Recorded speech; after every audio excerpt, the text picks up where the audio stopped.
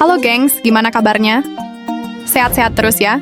Hari ini kita mau bahas sejarah warnet di Indonesia, salah satu fenomena digital yang legendaris. Bantu channel kecil aku dengan like, share, dan subscribe ya. Jangan sungkan kalau mau kasih ide buat aku, tulis di kolom komentar. Yuk langsung aja kita masuk ke ceritanya.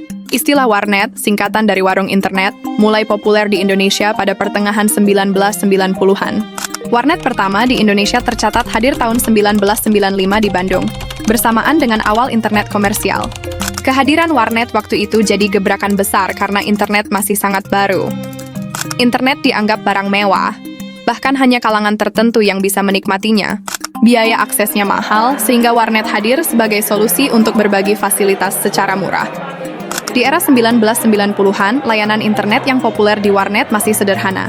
Banyak orang datang hanya untuk mencoba email pertama kali. Selain itu, MIRC jadi aplikasi legendaris untuk chatting antar pengguna. Orang-orang juga mulai mengenal browsing web, meski koneksinya masih lambat.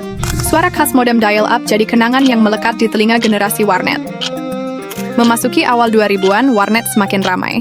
Layanan populer beralih ke Friendster, Yahoo Messenger, dan blog pribadi. Friendster menjadi media sosial pertama yang booming di Indonesia. Anak-anak muda belajar membuat profil, menulis testimoni, dan ganti-ganti tema halaman. Yahoo Messenger jadi alat komunikasi wajib sebelum WhatsApp dan Line lahir. Tak hanya itu, warnet juga menjadi rumah pertama bagi para blogger.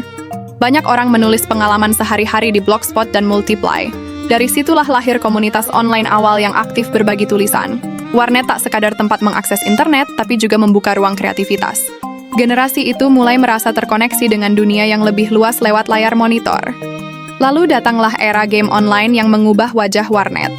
Sekitar awal hingga pertengahan 2000-an, warnet menjelma jadi gaming center. Game legendaris seperti Ragnarok Online menarik ribuan pemain di seluruh kota. Gunbound, RF Online, dan Point Blank pun ikut mewarnai suasana warnet. Para pemain betah berjam-jam bahkan sampai lupa waktu dan tugas sekolah. Tarif warnet biasanya dihitung per jam. Pada era 2000-an, harga main warnet sekitar 3.000 sampai 5.000 per jam. Banyak anak sekolah menabung uang jajan hanya untuk bisa bermain. Ada juga yang rela begadang semalaman di warnet dengan paket hemat. Fenomena paket malam jadi budaya tersendiri bagi gamer warnet. Warnet bukan hanya tempat main, tapi juga jadi ruang pertemuan komunitas. Anak-anak muda datang bukan cuma sendirian, tapi juga rame-rame bareng teman. Kadang satu tim duduk berjejer, main game online bareng sambil teriak-teriak. Suasana warnet penuh sorak-sorai, kadang bercampur kesal kalau kalah. Dari warnet lahir generasi gamer online pertama di Indonesia. Selain game, warnet juga membantu kebutuhan pelajar dan mahasiswa. Banyak orang datang ke warnet untuk browsing bahan tugas atau mengetik makalah. Warnet biasanya menyediakan komputer dengan Microsoft Office lengkap. Tak jarang warnet juga merangkap jadi tempat rental komputer, print, dan scan. Dari sinilah warnet berperan sebagai pusat literasi digital awal di Indonesia. Puncak kejayaan warnet terjadi sekitar 2005 sampai 2010. Hampir setiap kota besar hingga kota kecil punya deretan warnet. Bahkan di gang-gang perumahan pun banyak bermunculan warnet kecil. Jumlahnya ribuan, tersebar dari Sumatera, Jawa, Kalimantan, hingga Papua. Warnet menjadi ikon perkembangan teknologi di masyarakat Indonesia. Namun, kejayaan warnet tidak bertahan selamanya. Perubahan teknologi membuat pamornya perlahan menurun. Sekitar akhir 2010-an, internet rumah mulai lebih terjangkau. Wi-Fi rumahan hadir dengan paket unlimited yang stabil. Selain itu, modem USB membuat akses internet lebih pribadi. Kehadiran smartphone Android dan iPhone semakin mempercepat penurunan warnet. Orang-orang tidak perlu lagi pergi ke warnet hanya untuk chatting atau browsing.